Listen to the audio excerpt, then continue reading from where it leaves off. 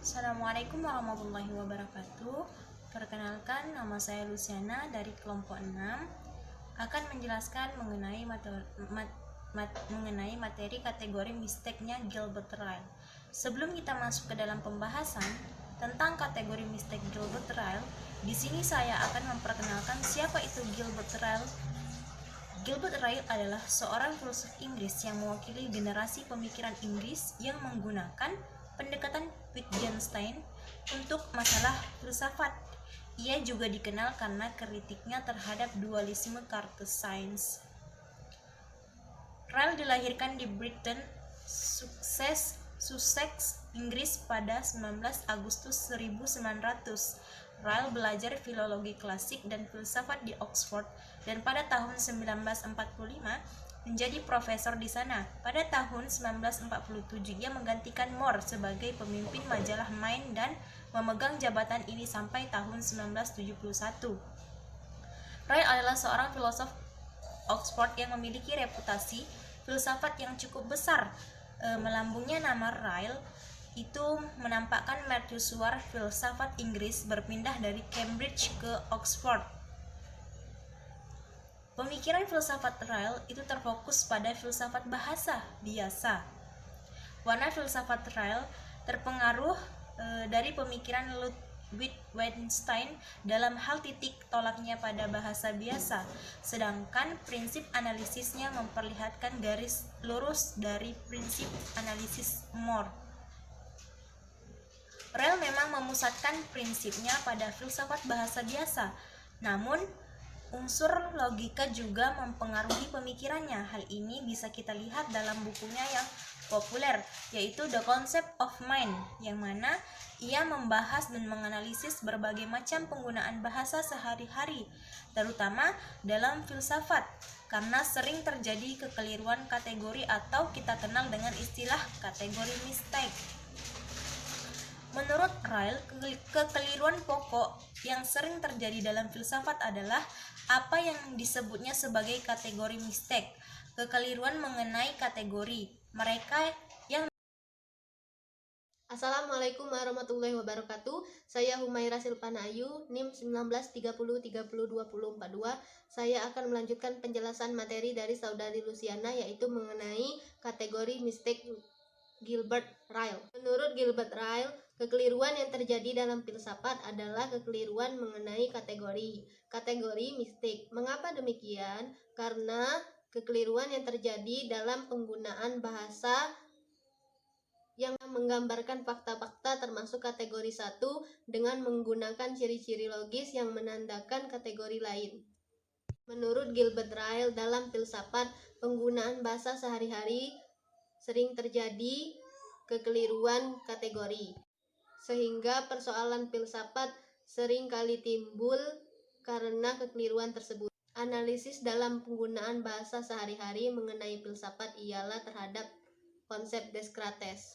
Menurut Gilbert Ryle, dalam filsafat Descartes tentang manusia bertumpu pada suatu kategori mistik.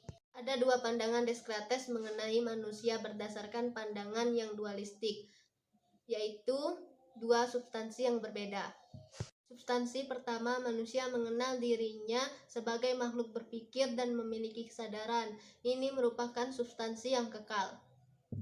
Substansi kedua yang tidak berpikir, sifatnya kejasmanian dan bersifat lapang dan meluas.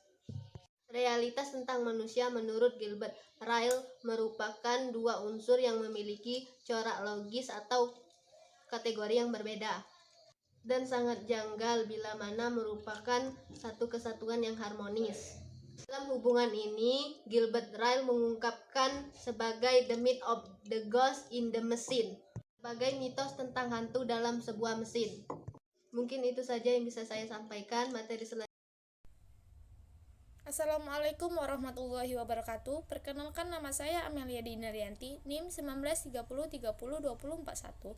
Di sini saya ingin melanjutkan penjelasan materi yang berkaitan dengan kategori mistake Gilbert Ryle. Filsafat menurutnya merupakan suatu titik kritik yang sangat tajam pada konsep René Descartes. Pada suatu itu, lazimnya merupakan dasar tumpuhan dari konsep manusia. Secara ontologis, konsep Descartes bahwa manusia merupakan jiwa dan roh, dan dengan cara yang sama, dan dia juga memiliki tubuh dan raga. Roh dan jiwa secara logis dapat dibandingkan dengan tubuh, padahal dalam kenyataannya memiliki eksistensi yang berbeda dan tidak terbuka pada orang lain, dan hanya dikenal melalui introspeksi.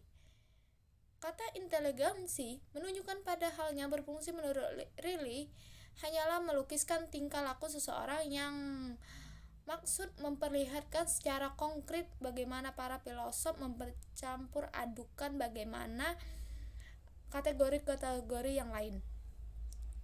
Pada ungkapan yang semisal contohnya, yaitu berkaitan dengan menunjukkan suatu seseorang itu bahwasanya mereka tidak merokok lagi, atau menunjukkan suatu kejadian konkret yaitu dia sudah tidak merokok lagi. Selanjutnya, dengan analisis serupa itu Riley mengkritik dengan keras dualisme sebagaimana konsep René Descartes dan berupaya menghindari monisme materialistik tentang manusia. Dan juga